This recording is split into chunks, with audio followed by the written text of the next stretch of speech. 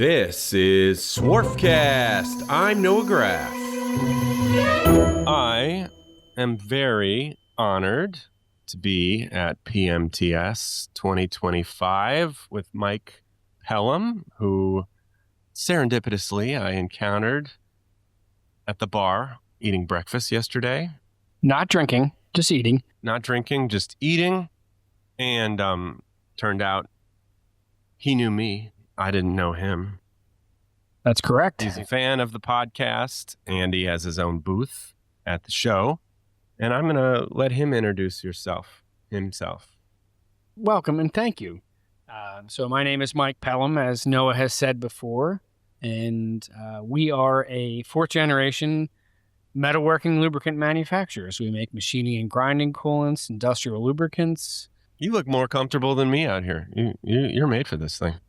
Thank you very much. You know what? The thing is comfort is one of those things that, I'm not selling because I believe in our product. We make probably one of the best products out there. Our products are worth more than the sales of the company, but we go out there and crush it. And we've got customers that we've had since 1935, and they still buy our products today. All right. So this is what we're going to talk about. All right. First, I want to get your brief story because it's interesting. You are a fourth generation. And then I want to talk about how you sell a product that's a commodity, like oil, like chemicals. It's tough. So first, just give me the brief. Give me the skinny 5-minute bio. How did you get from your 49? I'm 49 years old. Yeah. Believe it.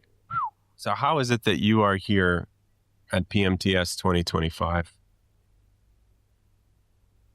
I flew in a plane. Okay. No, it's just, you know what? It's one of those things that this is a smaller venue show. So we've done IMTS, we've done the Fab Tech shows. This is sort of more of an intimate show. And what I really like about this is that it's local to Cleveland, which I think is really important. A lot of the shows they've moved to Vegas and Chicago. It used to be in Columbus, and no offense to Cleveland, but Columbus is an awesome city. Well, anyways, yes, I agree with you. I agree with you. It attracts a lot of locals. Because you're going to get the guys that make the parts, the guys that are on the shop floors that are to come out here.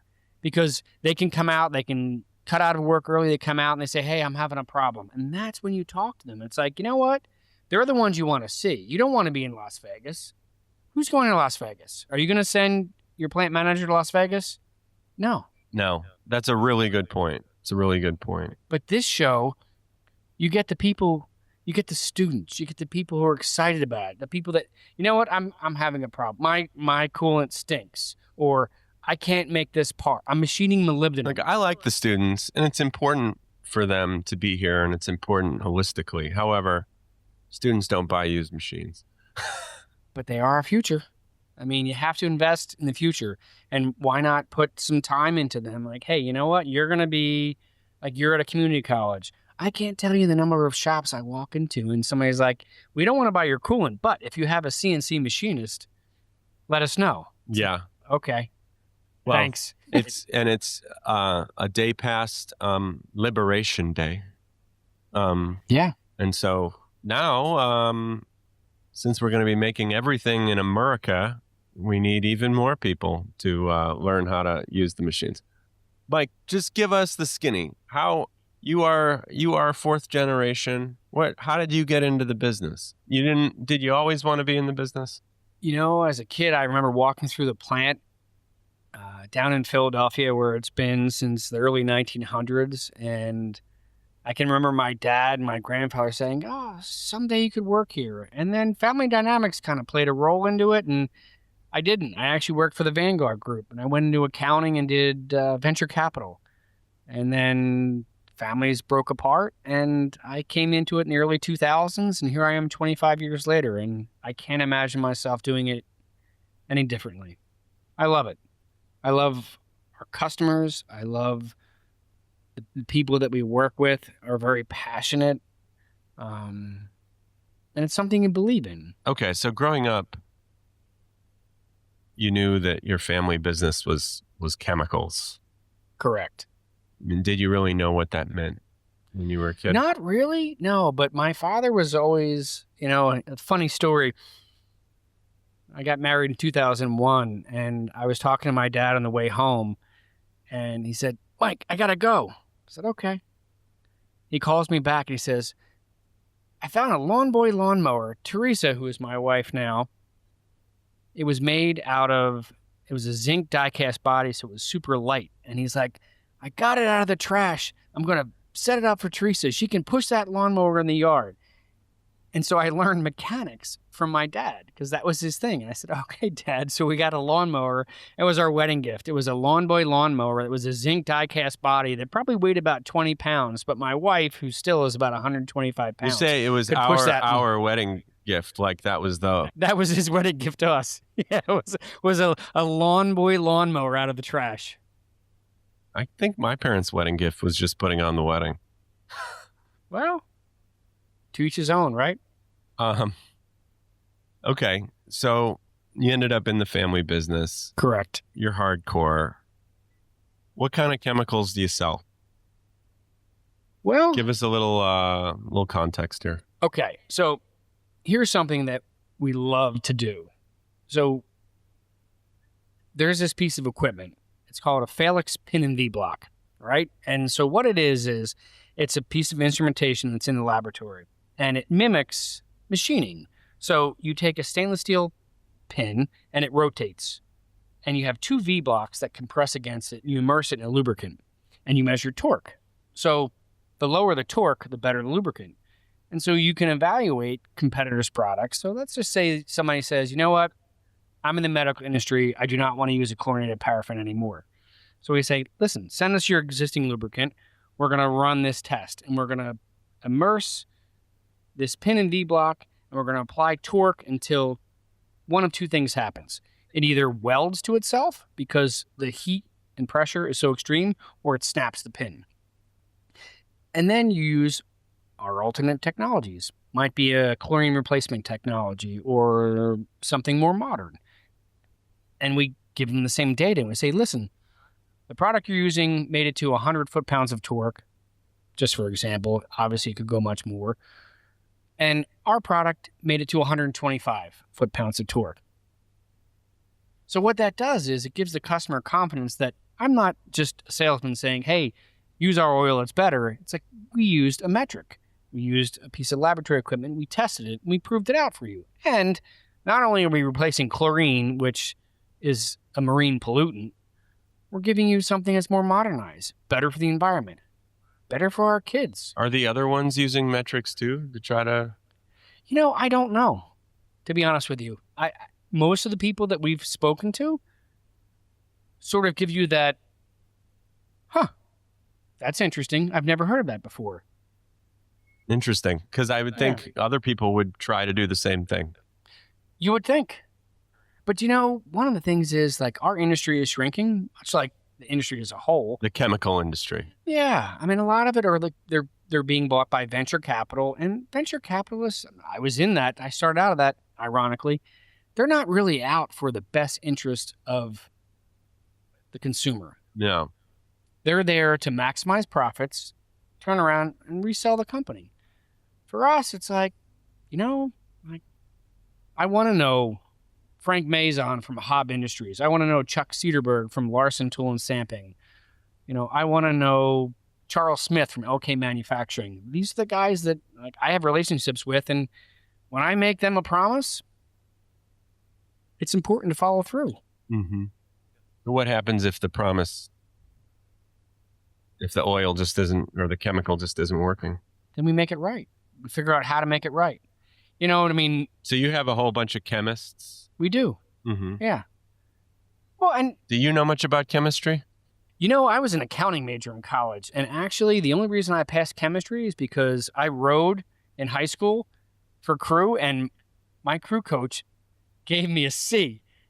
But now I actually understand a lot about chemistry. The it's crew just coach how you was learn. the chemistry teacher? He was my chemistry teacher, and we won national championships. So otherwise you would have failed. I might have failed, yeah. Where were you in college? At LaSalle University in Philadelphia. Oh, you guys were champions, huh? Yeah. We won a lot. They tried to recruit me for crew, Wisconsin. They just saw me as they're like, you're tall. Why don't you do crew? You actually fit the bill for crew. I'm not. I'm 5'9". Were you a coxswain? No, I was 4-seat. I was the meat and potatoes. But that's the thing. You have to have the drive. So that's a drive for life. I was really passionate about rowing. I think you have to be. I mean, and the waking up at, would you have to wake up at 4:30 in the morning? Early morning practices. Both my sons. So my oldest son. That's not college for me. No, college was terrible. I stopped rowing in college. I rowed through high school. So no, tell me about the machines that not to deviate from rowing, but I want to talk about your company a little bit. No, I people know about me to some extent. I want to talk about you. I'm in charge here. Okay, you got it then. Okay, so you use metrics. That's one thing you do. Correct.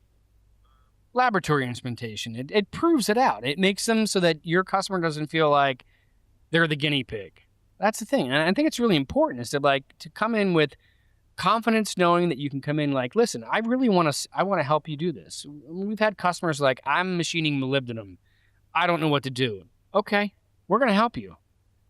And it's not quote unquote BS. It's, we really want to help. Like I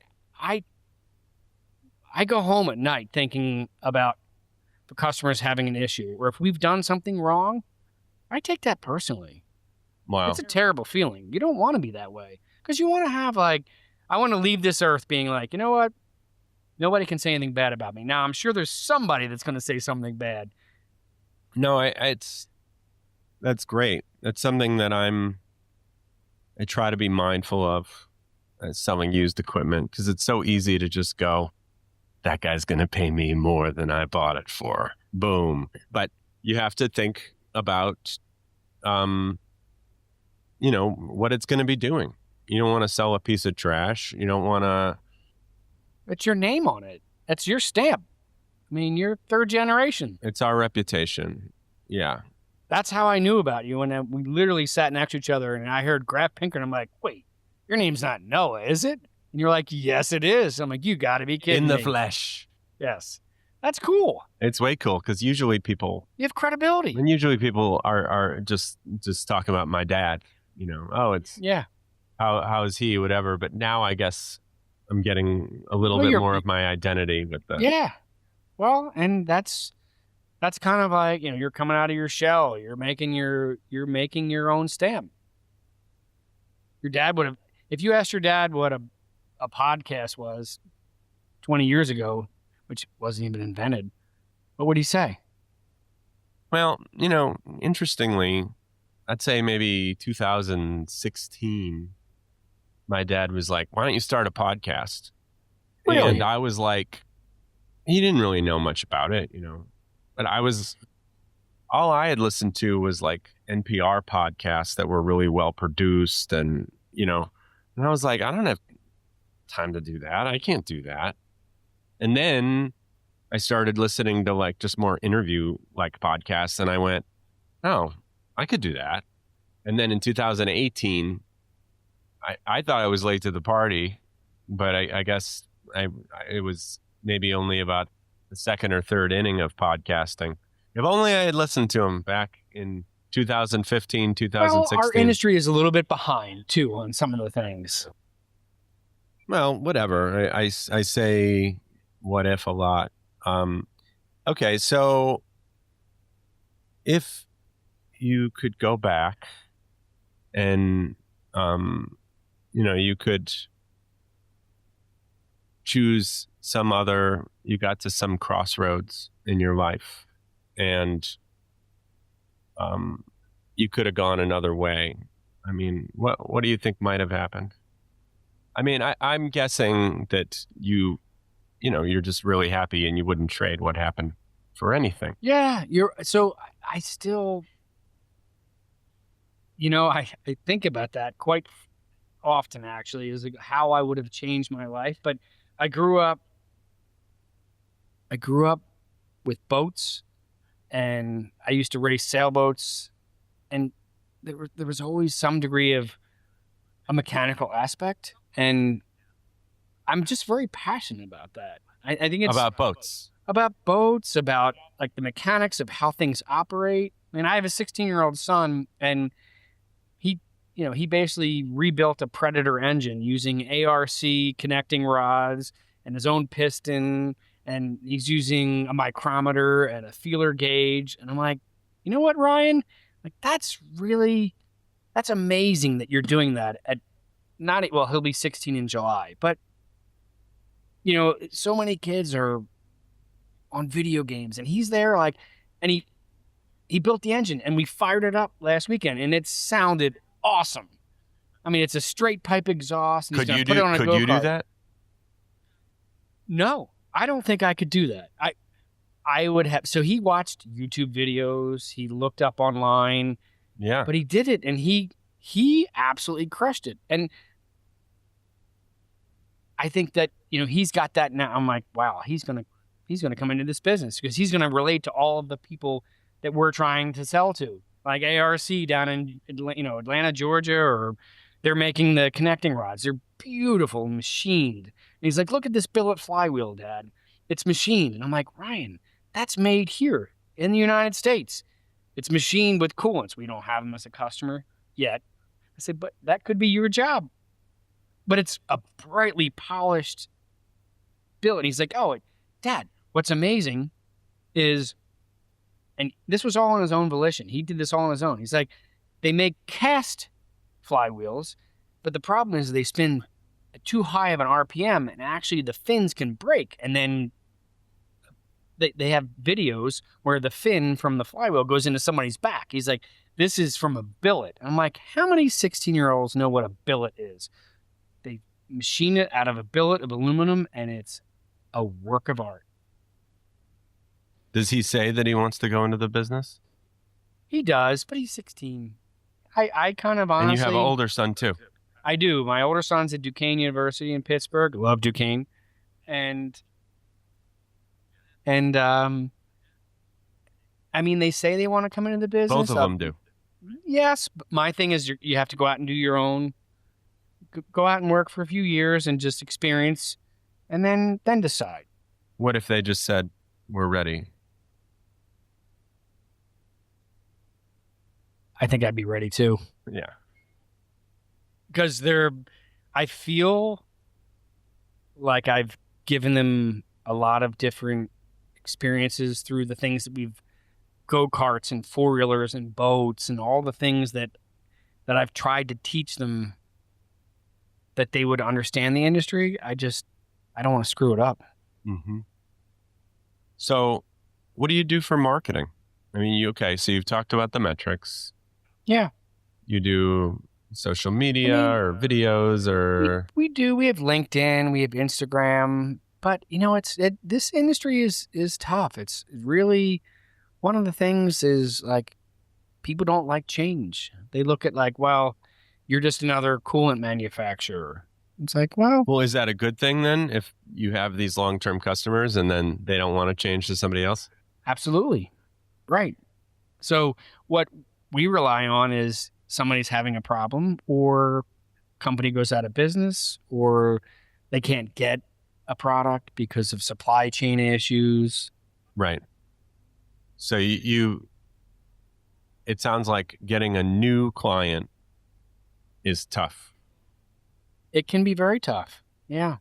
Usually it's something we have to engineer, like maybe it's a new process, a new product,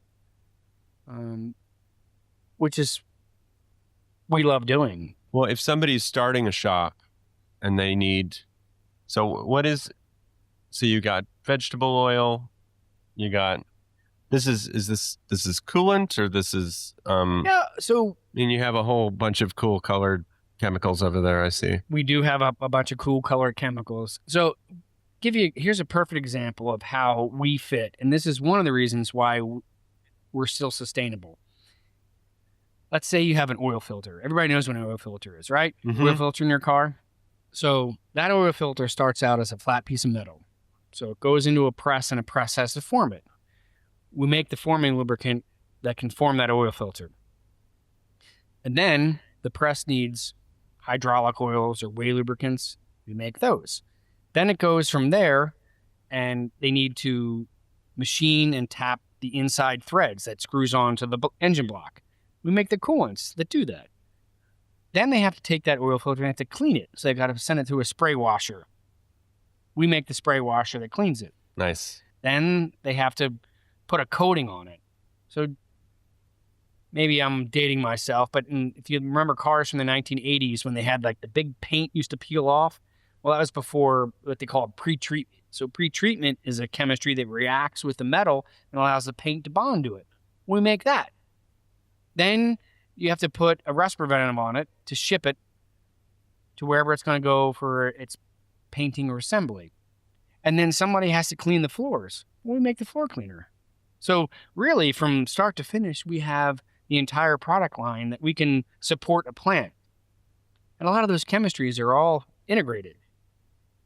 Interesting. Yeah. It's fun. No, and I like the integration of it all. How many competitors do you have? Who are the main ones? You know, there's a lot of smaller independent companies, especially in this area here, where companies have worked for Castrol or. Well, do you consider yourself small? I would say small to mid-size. I mean, when you talk about diversity, we actually the United States Navy came to us and said, we need you to develop us a lubricant for the gearboxes for every submarine, aircraft carrier, and destroyer. Oh my God. To you specifically? To us specifically, because there's only 2 other companies in the world that have a product that meets all of their requirements. Chevron, which is one of them. And this past August of 2024, they put through rigorous testing, and we just got approved for the United States Navy. So we're in battleships all throughout the world now. Wow. Yeah. Wow. Very cool. I bet you have to do a lot of BS to do the government work, security. There's and all a lot that. to go through it. Yeah. But again, it's one of those probably things. Pretty lucrative if it's the government. It remains to be seen yet. There's a lot of bureaucracy in the government. You haven't done any other government work? No, surprisingly not. I mean, a lot of their subcontractors, so like bullet manufacturers, companies, but not necessarily directly with the government. No, we've not. But this was our first foray into it, and the Navy came to our facility and said, hey, we want to support the industrial supply base. They know that they have an aging supply base, and they know that they need to promote small domestic manufacturing. And this wasn't an administration thing. It wasn't like, hey, it's a Trump administration versus Biden versus Obama versus whatever. It was just, you know what? We need support. And so we were there for them. Very cool. Very cool. So would you say that's like the thing that you're most excited about?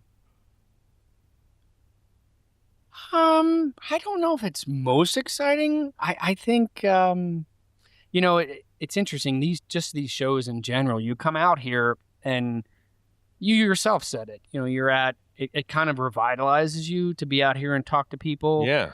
It's exciting because you're like, you go to the office, you deal with not office politics, but you're dealing with situations in the plant, suppliers, whatever it might be. But you get out here and you have a few conversations with people.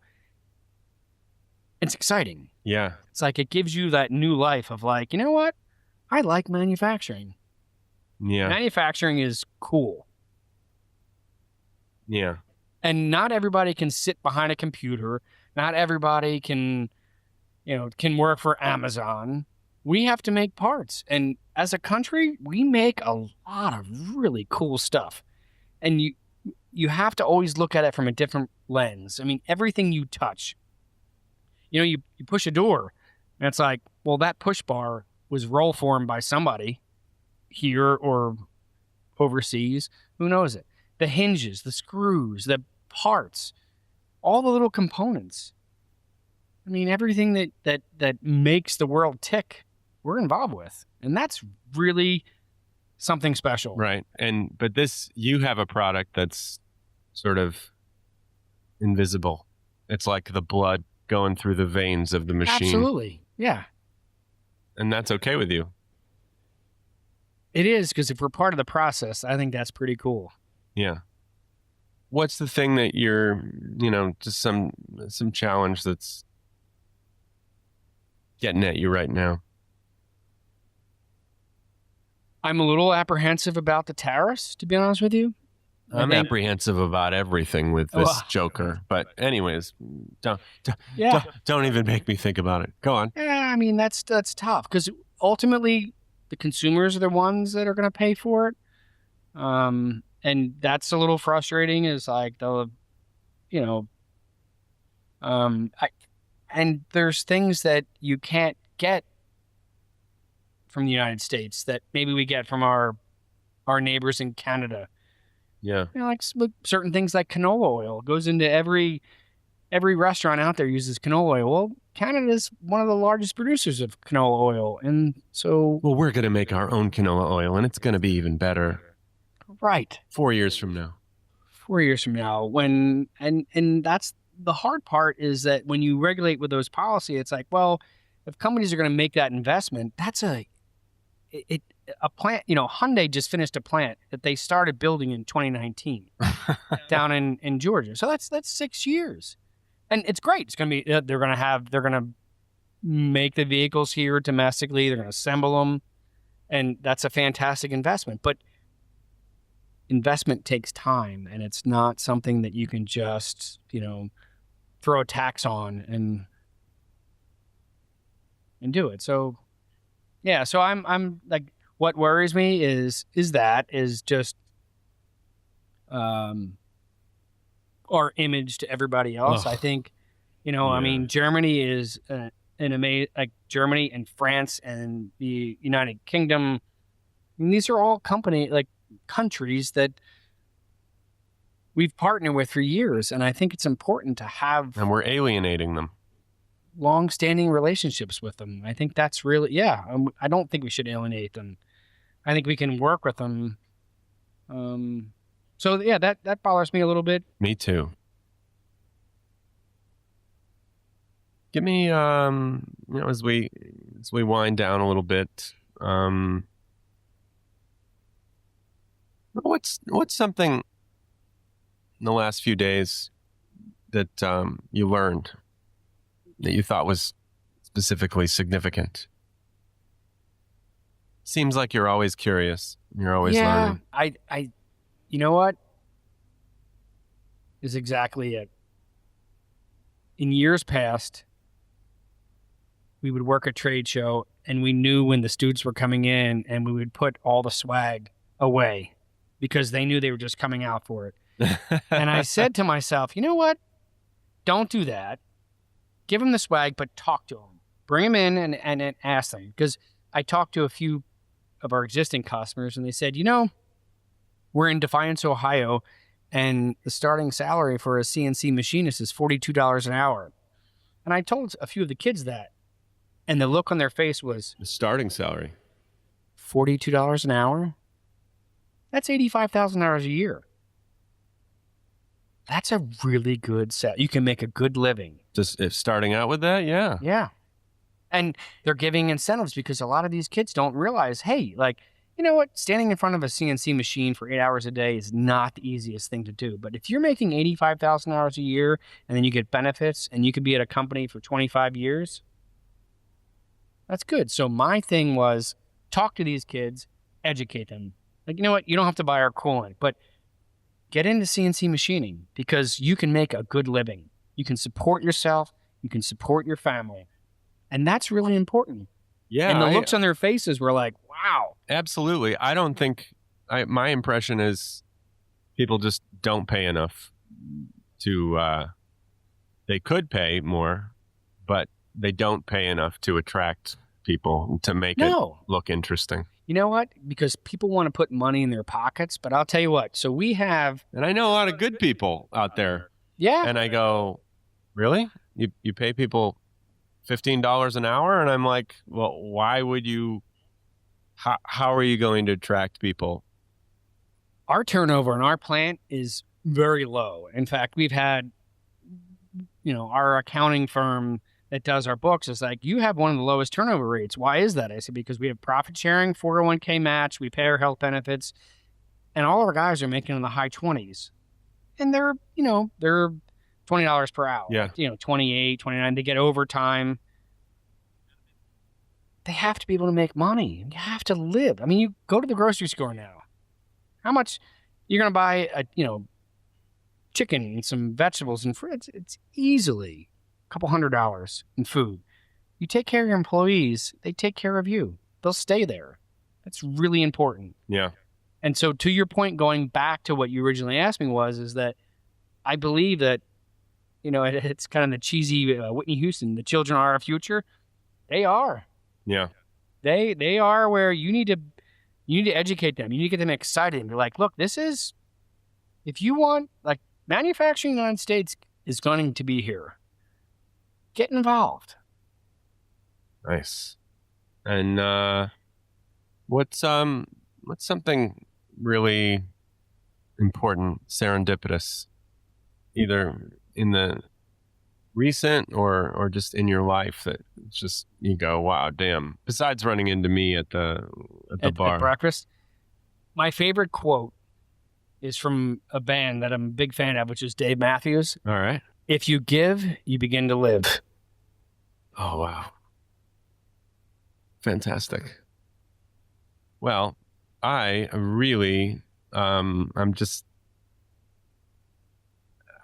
number one, I'm just flattered that you really like the stuff and wanted to be a part of it. But absolutely, no, I appreciate it. I appreciate all your time. It's good to talk to you. Yeah, no, you have, some people just have awesome energy, and you're one of them. So I really, and we can't have enough of those people in the world. Absolutely. You have anything else you'd like to say to the people of the world, or are you ready to just drop the mic? One more quote. Anything. Take what you can from your dreams, make them real as anything. It takes the work out of courage. Whoa, slow down. Take what you can from your dreams, make them as real as anything. It takes the work out of courage. Awesome. Thank you.